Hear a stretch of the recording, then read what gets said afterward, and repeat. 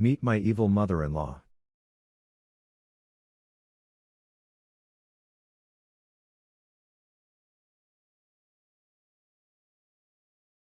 Dear husband and I met 13 years ago, he moved in with me less than several months later. We've been inseparable since. While getting to know each other, dear husband tells me that he hates his mother. Being the naive, early 20-something I was appalled. Who hates their mother? Aren't we, as women, warned that the way a man treats his mother is how he will treat his wife? Had I made a mistake? I met F mother-in-law about 6 months in and she didn't seem so bad. As it turns out, I hate her too. Dear husband and I married a little over 3 years after we met. It took 3 years of living together, and then some, to get the full picture of who she truly is. This happened through short stories from dear husband, conversations with mother-in-law, and my ability to link everything together. Sit back and enjoy, Drama Llamas. This story takes place over my husband's first 18 years of life. Mother-in-law had dear husband when she was a teenager. She married father-in-law during the pregnancy. Mother-in-law, father-in-law, and both sides of the family were dirt poor and lived in a poor, tiny town. When dear husband was a small child, mother-in-law's father, GF, had an accident at work. Mother-in-law's family received a payout in the millions. This is where things go horribly wrong. Mother-in-law divorces father-in-law. Mother-in-law sends dear husband to leave with her mother, grandmother. Dear husband has no memory of ever leaving with both parents. Father-in-law spends time with dear husband, but father-in-law is unable to care for dear husband full-time, so grandmother raises him. In the meantime, mother-in-law spends the next several years enjoying her youth. She moves several states away, leaves at the beach, dates, and calls dear husband once a week with big promises about him coming to leave with her, in which she never delivers. Dear husband spends years looking out the window, awaiting her arrival, but she never shows. Eventually, mother-in-law falls pregnant again. The money has just about run out and she has no one to turn to. So what does she do? She moves back to tiny town and father-in-law takes her back. Now, father-in-law is a stand-up guy. He was briefly married before getting involved with mother-in-law. That marriage resulted in a child, dear husband's half-sister. After dear husband's birth, father-in-law gets a vasectomy. Although father-in-law is a stand-up guy, he's cheap as hell. Being poor will do that to a person. To this day, mother-in-law maintains that father-in-law reversed the vasectomy so they could have another child. You could drive a car through the holes in that story. Cheap father-in-law gets a procedure to prevent having children, then pays again to get it reversed to have a third child after not being able to take care of the first two. On what planet? Back to mother-in-law, she goes back to father-in-law. They get married. Again. Sister-in-law is born. Father-in-law is doing well at his job. Mother-in-law is almost broke. They build a home in tiny town. Father-in-law raises sister-in-law as his own and no one is none the wiser. GF has since passed away from injuries from the work accident. Grandmother is getting older and is sickly, but still raising dear husband. Sister-in-law has a great life with mother-in-law and father-in-law. She goes to private school and is a cheerleader. I should mention the reason she goes to private school in tiny town is that the public schools there are horrendous. To give you an idea, the juvenile detention rate exceeds the graduation rate. Guess where dear husband goes? You guessed it. He goes to public school. He begs every day to go to private school, but they just can't afford it. Fast forward a bit. An incident occurs. I'm not clear on exactly what happened, but mother-in-law is either in jail or in rehab. I should mention that mother-in-law is a klepto. That is the cause of her absence. So sister-in-law goes to leave with grandmother and dear husband for a little while. Then grandmother gets sick and goes to the hospital. Sister-in-law stays with family in tiny town. Dear husband gets shipped off to family 6 hours away. Mother-in-law gets out of wherever she is. Leaves father-in-law. Again. Gets sister-in-law back and moves out of tiny town with her new boyfriend and sends for dear husband.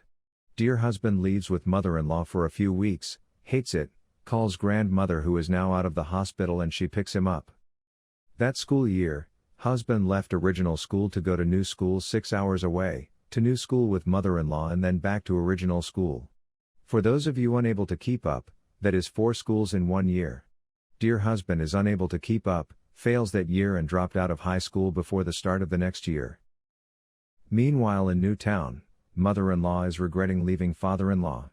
New boyfriend is a bit on the abusive side and she learns he has been using her. Oh how the tables turn. They get into a big fight and he hits her causing damage to her face. She mostly recovers leaving minimal permanent damage. She flees with sister-in-law back to tiny town. She and sister-in-law take residence with grandmother and dear husband, who is now a high school dropout. This is where the final blow takes place. After living with grandmother for a while, mother-in-law decides she wants to buy a beautiful, spacious home down the street from grandmother. All of the money from years past is long gone. Mother-in-law has never made any real money working here and there throughout her life. But she must buy this house. She gets a job in tiny town. It appears that she is finally getting her life together. She begins the process of buying her first ever home all by herself. Except she can't do anything by herself because, well, you've listened this far. She first has to go to father-in-law to get him to sign a document to relinquish responsibility for the home because they are still married. Then she goes to dear husband to co-sign on the house because he has now been working for a few years since he left school. She needed his stable work history on the loan and he is now 18 years old. He agrees, but only if she agrees to let him have the bonus room and the bedroom of his choice. She agrees. She buys the home and they leave happily ever after. Except they didn't. You've come this far. When dear husband was 17, he and his girlfriend had a child together, DS. DS was an infant when he co-signed on this house. Dear husband and girlfriend lived together at grandmother's house at first, then they all moved into the new house together. They were on and off throughout this time. Less than 2 years after buying the house, mother-in-law loses her job. She takes a second mortgage on the house so that she can use the funds to take sister-in-law to a new city and her start over. She lets the house get foreclosed on, ruining not only her credit, but dear husband's as well. Dear husband moves back with grandmother, and girlfriend and DS move back to her family. But that isn't the worst part. Hang on to your seats. Remember the paperwork dear husband signed to co-sign on the loan? Well, that had nothing to do with co-signing on the loan. Remember the big payout the family received and his grandfather's untimely death? Grandfather left 6 figures to dear husband. It was in an account that dear husband could have when he turned 18. It was the last of the big payout and dear husband had no idea about it. Mother-in-law tricked him into signing the paperwork that released those funds to pay for the house. The house she let get foreclosed on.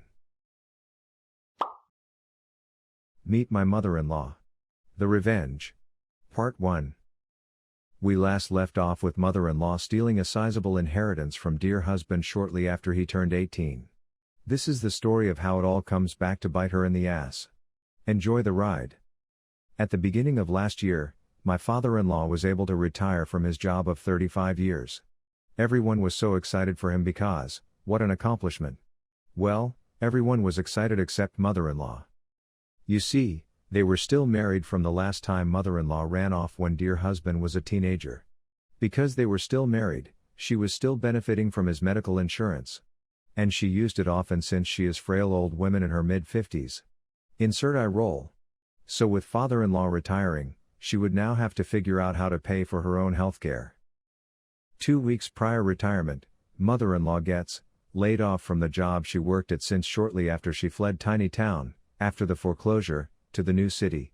No one believes she was laid off. Instead, we think she decided that since father-in-law didn't have to work anymore, neither did she. At this very same time, HSIL, half-sister-in-law, left her husband and took her daughter to leave with father-in-law while she figured things out. Half-sister-in-law is the sister I like. She helped father-in-law with retirement stuff and is really the one that talked him into retirement in the first place. She has always had his best interest at heart. Her line of work put her into a position to be able to help father-in-law the most. After leaving her husband, she decided to go back to school for her MBA, and that's what she did while living in tiny town. As a side note, but this will be important later, mother-in-law and half-sister-in-law hate each other. Mother-in-law has always been jealous of half-sister-in-law. In turn, all of father-in-law's side of the family hates mother-in-law. She has stolen from all of them at one point or another, and well, you saw her introduction. So back to the story. Things are going lovely for father-in-law and half-sister-in-law in tiny town. Father-in-law isn't lonely and is spending time with his daughter and granddaughter. Half-sister-in-law is able to help him with retirement stuff. Back in the big city, mother-in-law can't find a job. No one knows exactly how she is managing financially, but we all know there is some kind of con going on. To hear her tell it, she is going to be homeless in matter days. No one really cares except to laugh at that. Any day now has turned into 6 months. So last summer, after father-in-law and half-sister-in-law coming for a week-long visit to the big city to see us, mother-in-law leaves in the city too. Father-in-law calls dear husband looking for half-sister-in-law. He doesn't feel well but thinks he needs to go to the hospital. He can't get in touch with half-sister-in-law and he doesn't text, so he asks dear husband to text her. They get in touch and half-sister-in-law takes father-in-law to the hospital. He was in the hospital for a few days. Half-sister-in-law advises us to make the trip down to tiny town. They think father-in-law is going to be okay, but he has been asking for us. On the night prior to our arrival, father-in-law takes a turn for the worst and is airlifted out of tiny town to a neighboring city. We are in full-fledged crisis mode now. Except for this family doesn't know how to deal with a freaking crisis. Dear husband and I are about an hour from the hospital when he gets a call from mother-in-law. She tells him that father-in-law had called her the night before and tells her that he doesn't think he is going to make it. He goes on to tell her that half-sister-in-law has been put in charge of everything and half-sister-in-law has been instructed to split everything 4 ways. Y'all are getting this, right? My dying father-in-law called mother-in-law on his deathbed to tell her that she is entitled to 1/4 of his stuff. What? So we get to the hospital and arrive at about the same time mother-in-law and sister-in-law arrive. Father-in-law is in ICU. Half-sister-in-law didn't want to tell us until we got there that the night before, some awful stuff went down and father-in-law is now brain dead. She goes on to say that we need to go in to see him, only 2 at a time, and then we will break for lunch. After lunch, we need to decide what to do about the machines. Mother-in-law and sister-in-law go off together. We take half-sister-in-law to lunch. Dear husband and I are stunned, shocked. We just had no idea that was the situation we would be walking into. And I am going to break this up since this has turned into another long read. No half-ass storytelling around here. Meet my mother-in-law. The Revenge. Part 2. So we return from lunch ready to talk about turning the machines off. Except mother-in-law and sister-in-law have decided they want to talk about father-in-law's 401k, safety deposit box, and his home. Mother-in-law calls dibs on his truck. Y'all still with me? Father-in-law is upstairs being kept alive by machines and his stuff is what we are talking about. Half-sister-in-law is caught off guard. She somewhat starts answering their questions. Sister-in-law asks if we need to get a lawyer and I've had enough. I inform them that father-in-law is still alive, possibly suffering, who knows. And if this is what they were going to do, I was taking half-sister-in-law upstairs to make the decision myself so she could sign off on it. Half-sister-in-law got herself together after that and told them she wasn't discussing anything else until the fate of my father-in-law was decided. Father-in-law leave 2 more days on the machines. We said our goodbyes and drove back to our home in the big city. Dear husband was devastated by the loss of his father. Mother-in-law comforted him as any mother would. No. Stop. That didn't happen. Remember that phone call about mother-in-law being entitled to 1/4 of FL's stuff? Those phone calls went on for days. Mother-in-law had convinced dear husband that half-sister-in-law, who father-in-law had left his 401k to and was now the executioner of the will, that she, half-sister-in-law, was going to take father-in-law's stuff and run. Why does this story sound familiar? She managed to get him all worked up and paranoid that he was about to be screwed. Again. I had enough of all of them at this point. I had to explain to my grown-ass husband that half-sister-in-law would not do that, but mother-in-law would, and did actually. Mother-in-law was manipulating him into turning against half-sister-in-law so they, together, could bully half-sister-in-law into doing whatever mother-in-law wanted. Since I was beyond pissed, I called mother-in-law and told her to knock it the F off. I explained to her that our goal right now was to get to the viewing and then the funeral and I did not want to hear another word from her until after the funeral. She gave some kind of, woe is me excuse, but she agreed the next contact she would have with dear husband was at the viewing. The day of the funeral arrives. It was hard, but we got through it. After the funeral, I told half-sister-in-law everything that had happened since the day we left for the hospital, a week earlier. Half-sister-in-law wasn't surprised. She and I worked together to see what we could do to cut mother-in-law out of everything. Since everything was left to half-sister-in-law, the 401k, the vehicle, the house and his bank account, and that document superseded the will, half-sister-in-law was free to do what she wanted. In the end, the 3 children split everything 3 ways. All mother-in-law will receive his father-in-law's social security checks when she turns 60. And as a final wrap-up, remember when we knew that mother-in-law was pulling a scam to survive? The time that she was going to be homeless any day now? Well, father-in-law was sending her a large check every month to take care of bills. Half-sister-in-law found the cancelled checks. When half-sister-in-law gave mother-in-law the news she would be getting nothing, the reason half-sister-in-law gave is that she would be receiving his SS checks and she had already received her part of the inheritance. And then gave her the cancelled checks.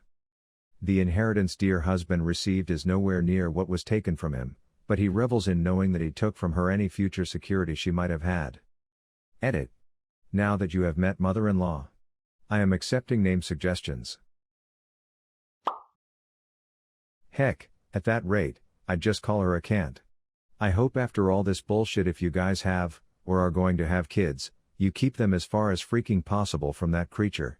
The father of her children wasn't even cold and she was worried about material things? F that. I hope she lost all her children by pulling that. I have been calling her Canty Cunterson to dear husband for years.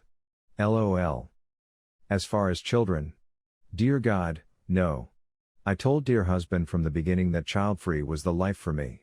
He didn't want any more either, so it worked. The funny thing is that mother-in-law tried to talk me into children many times. She would say things like, you and, insert dear husband's name, would have gorgeous babies, blah blah blah. Each time it came up I would tell her that I didn't want the responsibility. It just never got through to her. So the last time we had that conversation, instead of telling her that I didn't want the responsibility and further explaining myself, I looked her dead in the eye and said, you do realize we would have to raise them, right? And then I raised one eyebrow. I never had to have that conversation again. I'm so sorry to hear about your father-in-law. I hope you guys have some lovely memories of the week you spent together to treasure. All the best. Thank you. That week was the most magical week we have ever had with the in-laws. We had everyone come in town for the holiday weekend. And when I say everyone, I mean, the in-laws, DS, who is now grown, DS mother, we get along great. I love her like half-sister-in-law, and her mother. Mother-in-law mostly did her own thing because, again, no one cares, but the rest of us will have those memories forever. On the first full day together, we had a cookout and pool party. I had one of those moments where I looked around so I could take everything in. And then it hit me. Everyone important to DS was there, all of his grandparents, all of his parents, his sister, his aunt, and his cousin. We don't count sister-in-law as family. They have no relationship. That had never happened before. Not even at his graduation. I immediately went over to DS and told him to look around. I pointed out that everyone who loves him is here. We had our own special moment right there, together. It makes me tear up thinking about it. Thank you for asking about our visit. What a thief. I am 57 or 58 years old, and I can't imagine quitting a job at my age. Because, 1, these are my prime earning years, and 2, I'm unlikely to be hired at my age. It just blows my mind that these J-Nos are so uncaring about their future. I am child-free, but I can't even imagine expecting my kids to support me when I might leave another 40 years. Exactly. I was having a tough time at 52 getting a job. They mostly want malleable teeny boppers that they don't have to give benefits to or much higher than minimum wage. The thing about mother-in-law though is that she doesn't do the future. Everything is about right now. And since she has always had someone to bail her out, she has never had to plan for the future. Grandmother passed away a year before I met dear husband and now father-in-law is gone. Sister-in-law is the only one she has left, but sister-in-law has small children to think of. Mother-in-law is literally on her last leg. Half-sister-in-law sounds like a darn fine woman. And one of integrity, since she divided the estate with her half-brother and sister when legally she didn't have to. Good for you helping dear husband get his head screwed on straight. The poor guy sounds sorta gullible. Hope there's no way the mother-in-law can get to him and talk him out of this inheritance. Pretty much everyone will be gullible if their parent just passed away unexpectedly. They tend to be not really in the right mood for clear thinking. Half-sister-in-law is the bomb. It wasn't an accident that father-in-law put her in charge. Dear husband is actually a really smart guy. I think the stress of losing his father so suddenly put him in a really bad place mentally. Add to that the trauma of everything his mother did to him and the fear of someone else he loved taking something from him. He just wasn't thinking clearly. The best thing about our marriage is that we have each other's back. At the time, I was frustrated with him, but in hindsight, I can't really blame him. It was almost 40 years in the making, but dear husband got the last laugh.